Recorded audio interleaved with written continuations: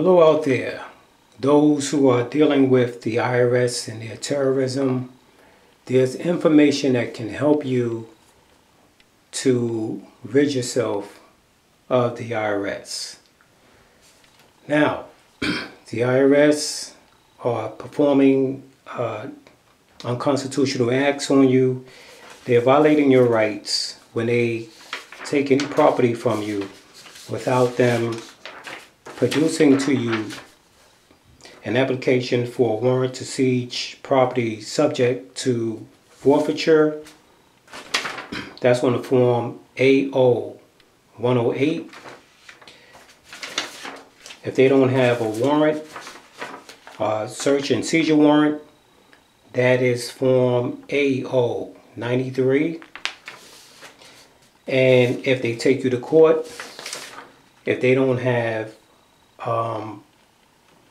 an oath of admissions, that's on a form AO 153.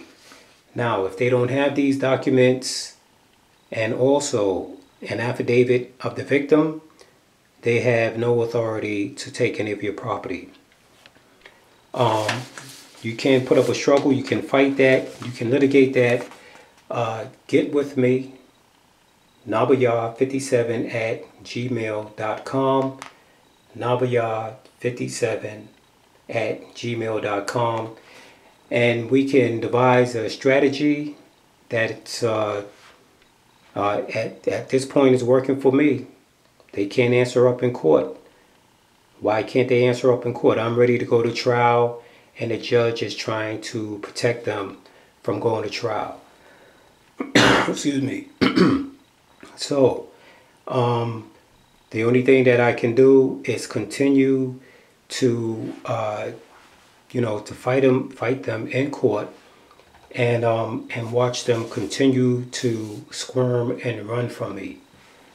The more people who are informed, the harder it will be for the IRS to take your money unlawfully.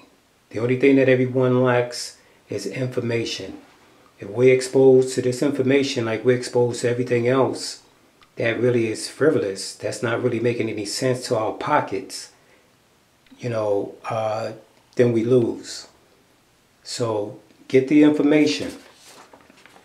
This is my address, nabayar57@gmail.com, and we can pick it up and we can go from there. This is for people who have, they have belief. People who have confidence that they can deal with information and facts and evidence and court documents and case laws. Who can deal with those things and bring it into a court of law if need be, as opposed to being emotional. A lot of you think that you have to pay taxes. You don't have to pay taxes. You don't have to file Form 1040 under the penalty of perjury, because that form violates your Fifth Amendment right. Okay, so you're signing that form under duress. You're signing that form basically with the IRS pointing a gun at your head. And that is not your free will. And if you ever felt fearful and you felt that you had to sign that form, that 1040 form, what you would do is sign it under duress.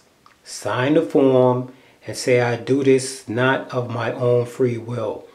That form, that 1040 form, cannot be processed.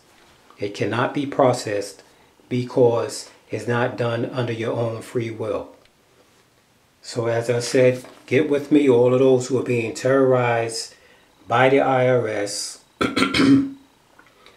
with this fraud about you owe a tax, and they will not identify themselves as tax agents and have their information notarized.